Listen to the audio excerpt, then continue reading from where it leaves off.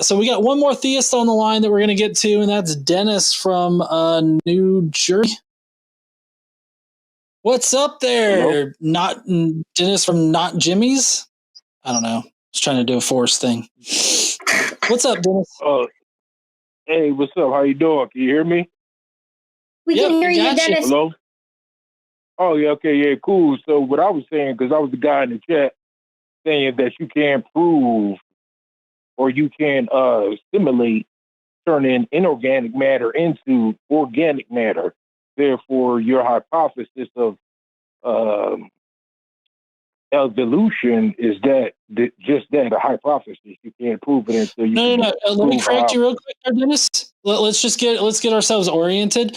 That is abiogenesis. That's not evolution. Evolution is a change in allele frequencies in a population of organisms over a period of time that results in changes to that population. Abiogenesis is where you go from inorganic chemistry to organic chemistry, and you could look at the Miller-Urey experiment, and you can see how organic materials can start to form under natural natural. I can't believe I'm blanking on the word that I want to use right now. Under natural processes. Natural situations, just from natural processes. Thank you, Erica. So, I mean, these are two different topics. And so if you want to focus on abiogenesis, we can do that. But if you want to talk about evolution, we can talk about that. But we don't need to mix these two areas of science as if they're the same thing. Well, they are kind of, so to speak, because... No, they're not. But, I mean, unless you're talking about the evolution, like chemical evolution, I mean, I guess you could be talking about that, but I feel like you're definitely equivocating the idea of biological evolution with this idea of chemical evolution. So if you want to talk about chemical evolution, so in evolution, it states that the great ape, the chimpanzee, the gorilla, orangutan, and the human being, Homo sapien, have a common ancestor. Why haven't they found that common ancestor yet? Oh, Dennis, this question is for me because I study this. This is what I study. I study the guys that are proposed to be the common ancestor of specifically those groups, the last common ancestor of all hominids. We actually have several really good candidates. And the problem isn't that we don't have the fossils for anything that could be the common ancestor of all the apes. The problem is we don't know which one is the common ancestor because we have too many fossils.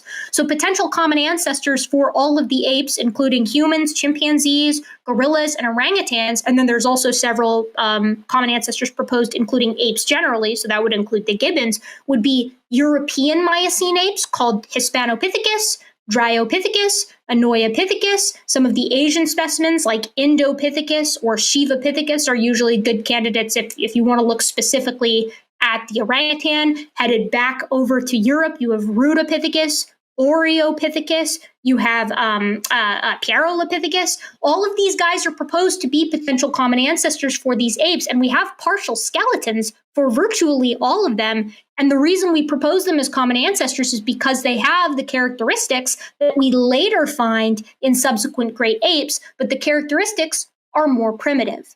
Does that help? Yeah, I mean, that's something new to me. So you're saying the common ancestor of the Homo sapien and the great apes actually comes from an area outside of the continent of Africa, is what you're saying now. Well, hold on. Apes, of the great apes, yes, but the last common ancestor specifically between humans and chimpanzees is probably something in Africa that is likely very similar to Ardipithecus ramidus, or something more primitive like Sahelanthropus chinensis. Right. Okay, we also need to make sure that we're clear. Hold on, Dennis. We also need to make sure that we're clear that humans are part of the great ape family. So, like, there's no there's no difference between humans and great apes because we are great apes. Based on whose study? Sorry, say that one more time. Just say that one more time. I didn't hear you. based on whose evaluation, whose study that we're apes. Oh, we're great that apes. we're apes. Yeah, that we're apes currently. It was actually, I think it's Edwin Tyson in the 1700s, like literally before evolution was even thought up, like before evolution was discovered. Not only did Edwin Tyson propose humans are apes, but so did Carl Linnaeus, who was a creationist. And in fact, there's a very famous quote from him where he looks at a bunch of different skeletons of humans and other apes, and he says, I can think of no reason by which not to group man with apes or apes with man. And he basically goes on to say, unless I'm probably going to piss off all of the theologians by grouping them together, but there isn't a physical reason by which we shouldn't group them, right? All of the characteristics that make a great ape and not a monkey, humans also have those characteristics, right? We have a Y5 molar pattern. We have short, stiff lower backs. We have dexterous hands and feet. We have mobile shoulders. We grow up really, really slow. We have huge brains for our body size, like innumerable different small craniodental and postcranial features add to this, different muscle attachment sites and emphases, right? Like we even have all of the same regions of our brains. Like if you dissect great ape brains, which again, people have been doing since the 1700s, all of the regions are the same in a human versus a chimpanzee. We just have different emphasis on some regions as compared to them. You would think after 300 to 400 years that they would have more thorough data than just comparing bone structures, because you can say that all animals that have a skeleton have a similar bone structure. So, no, that's not the only thing. We have genetics. Yeah, we have all of genetics. Right. Humans and chimpanzees are 98.8% similar in our coding genes. Yeah, based on the DNA reading. So can I ask you this one question? Who is the common ancestor of the monkey and whatever else? What was before the monkey? Probably Egyptopithecus. I mean, we're unironically doing the Dr. Banjo skit from Futurama, but it is probably Egyptopithecus, which is considered to be the common ancestor between, I think currently it's seated as a Oligopithecid, but I'm not positive because it moves around between some of these groups. But it's Egyptopithecus. It's the common ancestor of all monkeys plus apes. Okay, so how did monkeys get in South America and Africa if they're separated by a huge ocean? Well, the ocean at the time period was 11 days apart, like by current. Go ahead, John.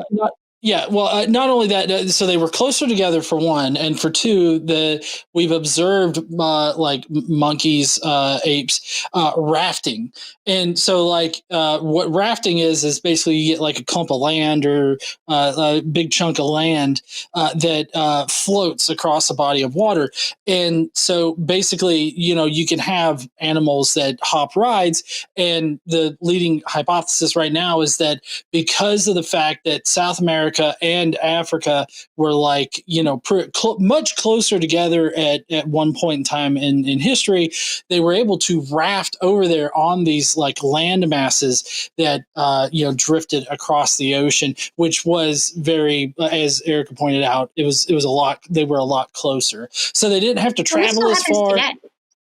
Like this happens now. Like we see this happen now. You're talking about Pangea, what was over 100 million years ago, right? No. I'm not talking about Pangea. This is after Pangea. Pangea was when all the land masses were like connected. We're talking about a period of time after the landmass, that was South America and Africa together. They split apart, huh? Yeah, so it's during a time period called the Oligocene, Dennis, and basically, like how if you look at a map. Like when you look at a map, South America looks like it fits together with Africa like puzzle pieces because they used to be a part of the same supercontinent, as you said, called Pangea. And since then, they've been splitting apart. And we measure this today, right? You can take GPS images from different points on continents today, and you can see them slowly, very slowly moving apart. During the Oligocene, which was like approximately 30 to 40 million years ago, South America and Africa were much closer together than they are today. In fact, based off of current models, it would have taken you 11 days on a raft of vegetation, which rafts of vegetation form pretty much anytime there's a hurricane. Like we see this all the time in the Gulf of Mexico when hurricanes slam into the coast and they pull off vast chunks of vegetation because it's a hurricane, right? It floods and forests get flooded and trees fall down and they clump together and animals end up on these vegetative mats. And when we model what the world looked like during the Oligocene, 30 to 40 million years ago, it would have only taken a vegetation mat on the coast of Africa, on like Cote d'Ivoire. It would have taken it 11 days to get from there to the coast of Brazil. Little tiny monkeys that are like this big, which was the size of a lot of these Fayum monkeys, like they call them proteopithecids, like they can survive on a raft of vegetation for 11 days. And then they get off in Brazil. And coincidentally, that's around the time period that we find the very first fossil monkeys in Brazil. Okay, I mean that's plausible, but it's not very likely that they would survive that voyage. No. They probably Erica said a ton of times. Right, and Erica said that we know the rafting. Hold on, we know the rafting happens because we've seen it. We've witnessed it now. So, I mean, regardless of the survival rate of any animal species on a raft, we've found remains of what is it? It's remains of old world monkeys in South America, and so the only way. Yeah. And so the only way for that to happen is they got transported here somehow. Rafting is a very viable option amongst other options, I guess. But I think that rafting is more than it's more than that's plausible, I guess. I feel like it's way more than just plausible in the way that you're trying to mention it. What Dennis says is right. It would have been pretty hard to survive. Even if you were a little monkey and you were on a vegetation mat that's the size of this room that I'm in right now, which is, 15 by 15 feet, something like that. These vegetation mats are really big. At least when we see them today, they're really big. But even on a vegetation mat, a little monkey or a little group of monkeys, because they live in troops of several individuals, surviving that voyage would be really hard. But the thing is, they only have to survive it once. Only one group of monkeys has to survive and get all the way to Brazil. And we know from watching storms today that hurricanes hit multiple times a year, the Gulf of Mexico and the Caribbean, and they pull enormous mats of vegetation from those forests multiple times per year and multiple times per storm, which means there are hundreds, thousands, millions of opportunities for a vegetative mat that happens to have monkeys on it to survive the voyage, the 11-day voyage from the coast of Cote d'Ivoire to Brazil. It has to happen one time. And in fact, when we look at the fossils, it looks like it happened more than one time because we have different fossil monkey groups that have different connections to these Aegyptopithecus-like monkeys in the Fayum that are dated to the same time period. Okay, so this small group of monkeys, let's say it was one that did make it across the ocean. It should have imprints on its DNA of a lot of inbreeding, because you can't have but a small group of monkeys start replicating or start having children. Eventually, the DNA sequences between those monkeys would have a lot of mutations and genetic deficiencies because they'll be so closely related.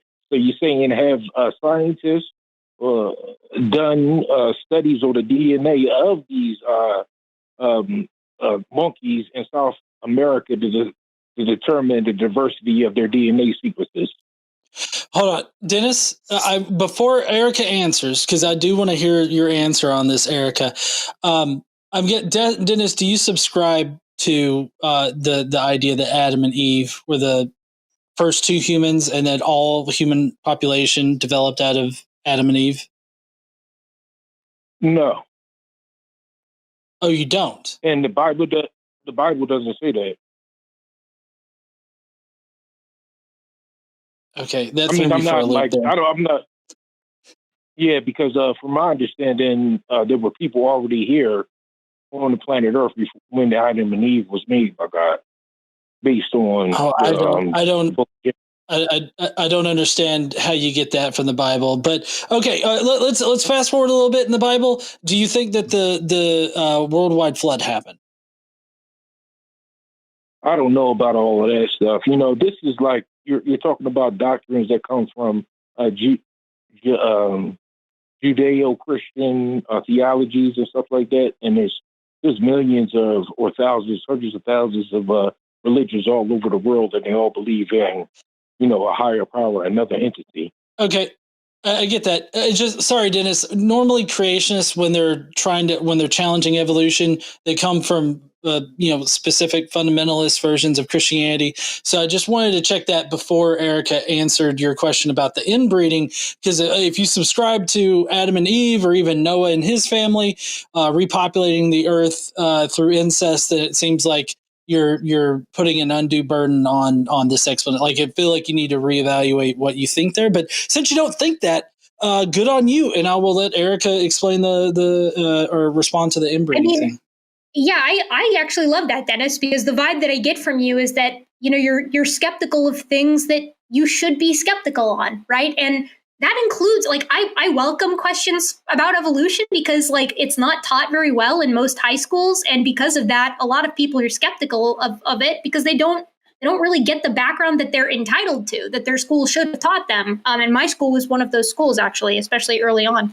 Anyways, to answer your inbreeding question, so monkeys today, they don't typically live in families of like 5 individuals, right? The troop sizes of most monkey groups today are pretty big, right? Like, so they tend to be like 10, 12, 15 individuals, especially for old world monkeys, which Egyptopithecus is thought to have been quite similar to this. So the monkey group that made it over, the one that survived, as you said, it would have had to have been a pretty decent sized group. I mean, you're not going to do it with 2 monkeys. You're going to do it with a larger group size. But the odds that 2 monkeys are going to get swamped into a vegetative mat are probably pretty low, because these guys are always around each other. At least when we look at monkeys today, they virtually always live in large groups. So you're probably not going to get any monkeys to Brazil, or you're going to get a ton of them to Brazil. Which that's thought to be the case for these proteopithecids, which means inbreeding would not have been nearly as intense of a problem. Especially because it looks like, on the basis of those fossils, it looks like there were multiple successful rafting ventures over there. Like, when we look at the similarities between the oldest fossil monkeys in Brazil and in Peru and Chile and stuff like that, there are similarities to these groups of monkeys that are living in the Fayum in Egypt during the Oligocene, right? Like, the similarities are to different groups, which suggests that multiple different species successfully managed to raft over from the Côte d'Ivoire, the coast of Africa, to Brazil, which means inbreeding would have been even less of a problem, because you've also got like several closely related species living in the same area.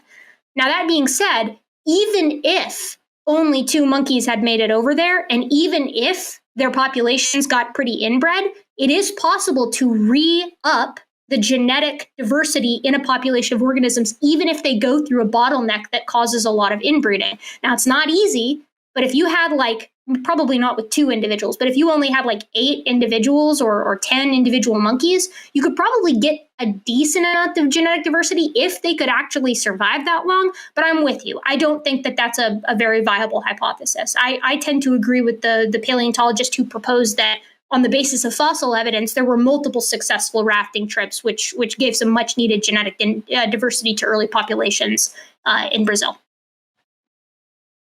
Yeah, and what is the life expectancy of these small animals, these small monkeys?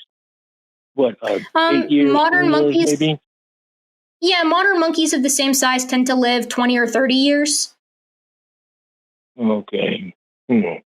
Yeah, I guess it's plausible, but like I said, it's still a lot of unanswered questions. Also, the convergent theory of the evolution.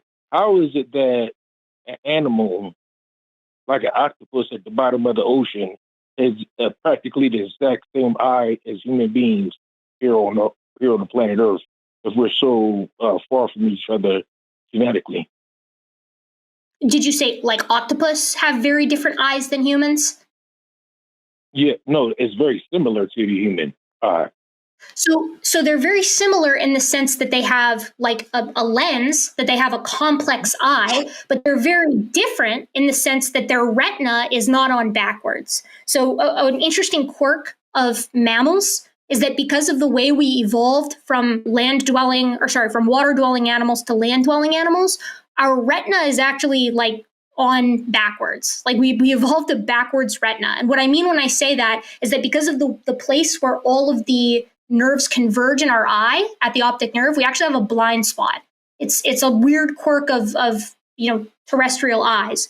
Mollusks like octopus don't have this. It's hypothesized it's because they never, they didn't ostensibly leave the water. They stayed in the water, and so their eyes didn't have to sort of restructure themselves. I'm not 100% sure that's a viable hypothesis, but needless to say, their eyes are different than the kinds of eyes that humans and other mammals have. In fact, there are multiple different types of eyes. Eyes have evolved multiple times in multiple different species. Sometimes the retina is on the right way. Sometimes the retina is on the wrong way. Sometimes eyes are really complex. Sometimes they're barely pinhole cameras. Sometimes they're just a patch of photosensitive cells that can tell you whether it's light outside or whether it's dark outside, which seems kind of useless, except if you're a spider or a worm and you can tell the direction of light and shadow.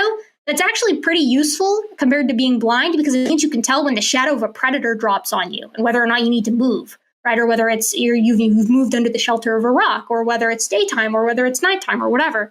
And that's how you end up getting more complicated eyes, because there's just these tiny incremental benefits from having natural variation within a population. What I honestly think, Dennis, is I think you're really curious about this subject. And I really think that if you sat down and looked at the basics of like what evolution is and what it actually says, instead of sort of working backwards with like the more advanced hypotheses of like, oh, how do you get New World monkeys? How do you get platyrrhines? How do you get the advanced camera type eye that you see in mollusks versus what you see in tetrapods? I think if you started at the base and say, okay, like what is evolution? What does it actually say? How do we know what we say we know? I think that you would probably be pretty convinced. Does that kind of make sense? What I'm getting at there? Well, my idea is basically that there's a lot of energy put into trying to debunk creationism, but no one's trying to debunk scientists. Or the theory, the hypothesis. I'm sorry. You're saying that the field that depends upon other scientists trying to disprove the work of other scientists so that we can get a better view of reality and come closer to the truth of reality, a field that's based on testing and retesting and having repeatability in our conclusions. Nobody at all is trying to disprove any of this. That's what you're saying? No, you get criticized by your peers, but I'm talking about creationists. They don't, follow up with the criticism of your studies. They just say, okay, I believe in creationism, and they don't have any way to attack the science back. Dennis, the way that scientists are in my experience, what happens is they devote their life to debunking evolution, and then they eventually just come around to accepting evolution, right? Like the number of people who have gone to school to become an evolutionary biologist for the sole purpose of debunking evolution, who actually stay creationists, that number hovers real close to zero. Because it turns out like people who go to study this, it's really, really cool stuff. And the work that people have done to support evolutionary theory as an idea has been going on for almost 200 years, right? Darwin published On the Origin of Species in 1859. And there have been a lot of changes to the idea, to the details of the idea since then. It goes through the modern synthesis, which is, evolution and biology in generally was in turmoil in the early 20s because you had all these fields that didn't know how to connect to each other, right? Genetics was new. Paleontology was new.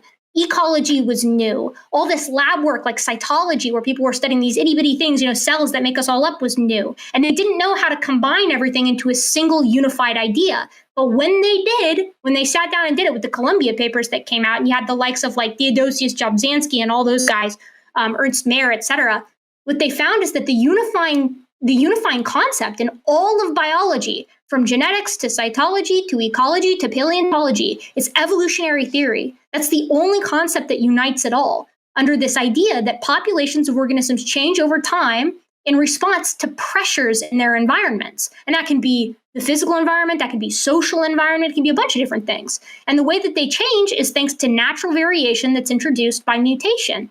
And there are all sorts of different non-selective mechanisms that are also at play that came about in the later, 20th century. But this idea has perhaps, and I truly do mean this, has probably been put through the ringer more than any other idea in science ever, right? No other idea in science gets scrutinized the way evolution does because people get freaked out by it, right? The idea that all life can be traced to a common ancestor, that wigs people out. And it's obviously had a lot of pushback from religion here in the United States. But it's like no other idea has had the crap beat out of it by the culture that it's within and still come out on top as the best possible explanation for how we have modern biodiversity and where species actually come from. Right? Insofar as I couldn't disagree more as far as this idea that evolution isn't challenged. No idea in biology has been challenged more than evolution, and it still stands tall as a predictive mechanism that underpins agriculture, medicine, and pretty much everything in biology. Yeah, and I was just going to ask this, playing off of what Erica just said. Well, how do you think life diversified on this earth? How do you think humans developed? What's your idea? Well, from my understanding, like you said, abiogenesis, turning inorganic matter into organic matter, that sounds like something that has to be done by intelligent design. Because if we can't do it now, they say that for several 100 million years, we had single cell organisms. Then eventually they started to multiply to complex organisms. But just that process. If it took a single cell organism to turn into a complex organism, if it took that long, then the idea of turning something completely inorganic into something organic, it just seems like that requires some sort of intelligent design. And I heard you guys talk about one of the other points earlier. So hold on. Yeah. So basically, on one hand, we have naturalistic explanation of abiogenesis, where we've been able to show most of the steps of abiogenesis that shows that organic materials can develop naturally without the need for anybody there. We've got that, or we've got Space Wizard, right? We got Space Wizard that's needed in order to make that chemical reaction happen. So you're saying that there's a need for a magical wizard to turn inorganic things into organic things. So following along with this, so the magical wizard, he went, hold on, I got the perfect thing. So the magical wizard, he went abracadabra, and poof, just organic sludge, right, in the water. Organic sludge, abracadabra. And then what? Is that no, and then evolution took off, or? No, that's not what I believe. So you're talking about a creature in the physical state that we're in, in our dimension. If this is a species or intelligent design that comes from a different dimension, then it's something that we can't. Let me rephrase. Or even hold on, Dennis. Let me rephrase this shit, okay? All right. So transdimensional magical space wizard, abracadabra, boof, and then there's a bunch of primordial ooze that's alive. It's organic material, and then evolution takes place after that, or does he do some weird funky stuff with the organic ooze? Who knows how they did it, how the intelligent design did it. Maybe it's in the quantum realm. In the quantum realm, like in Ant-Man? Yeah, maybe so. Who knows? I'm sorry. Dennis, Okay, so our entire conversation here on our side is full of like scientific observation, scientific studies, scientific proof for the naturalistic progression from inorganic materials all the way through the diversity of life. We've been able to sufficiently answer everything that you have. And when I have questions for you and your idea, you're just like, fuck, dude, I don't know, maybe. Like, that's what you got for it. Like, if I were a third party outside of this and I saw our conversation where we were like, oh yes, scientific fact, scientific explanation, and then you're just like, yeah, just, weird transdimensional space dude went poof, and then he went poof a few more times with the KY jelly that was produced, and then boom, that's how we got here. Which one would you actually take seriously? I'm not trying to win a debate. I'm just here to disprove what you guys are saying. I'm not trying to win a debate either. I'm trying to do a reductio absurdum on your position, because basically Erica and I have science behind us and natural explanations that can explain every single question that you have. You have a transdimensional space wizard that went abracadabra on some rocks, and then poof, some, I guess, ooze appeared, and then he did some weird shit with the ooze to make humans. Like, those are the competing hypotheses right now. That's what you said. I didn't say that. Hey, do you believe in the Big Bang Theory? Oh my God. Do you believe in that? Erica, do you want to continue, or... Like, because we've been on the call for 30 minutes with him. I really do. The way that I kind of want to settle this is I think, honestly, I think when we walked through everything, Dennis, I think you were kind of cool with most of it, right? Like you were kind of like, yeah, that seems unlikely, but yeah, that's like a viable hypothesis. Like as we walked through all of the steps of evolution, I kind of feel like where you're coming from is that it's like kind of an argument from incredulity. Like you're like, I just can't, conceive that this could happen naturally. And it's like, I get where you're coming from, but I do think that John kind of has a fair point, which is like, okay, you can have criticisms of evolution. I think if you looked into the topic, like in any depth, you would be, your worries would be assuaged, to be perfectly honest. But, you got these issues with it. I do think it's problematic, though, that the issues that you have with evolution are like, oh, there are these tiny steps that I feel like haven't been sufficiently explained. But then you kind of, from your perspective, have a very large hole at the very beginning that kind of can't be explained. And I think that your standards of evidence are a little bit wonky. I feel like you've got a bit of a double standard there that you might want to look at least if you want to come at it from a perspective of like an honest, like seeker of the truth, I guess is how I'll put it. Because I think if you really sat down with yourself and you're like, what do I think and why? I think that you would find that the naturalistic explanation of life and biodiversity from science, like, man, dude, there's a lot there that I don't think that you could say the same for your perspective currently. And maybe you like the mystery, I don't know. But for me, I think I am. I feel like we've really reached a limit on this call for me in particular. But I'm going to get some more water really quick, so it's up to you, John. No, right, I do feel like I'm done. Okay, right, yeah, cool. I appreciate you calling in there, Dennis. And I know you were talking shit in the chat earlier, so maybe you can reconfigure that kind of bullshit tone that you got. But anyways, you have a nice night there, Dennis. Why are you cussing?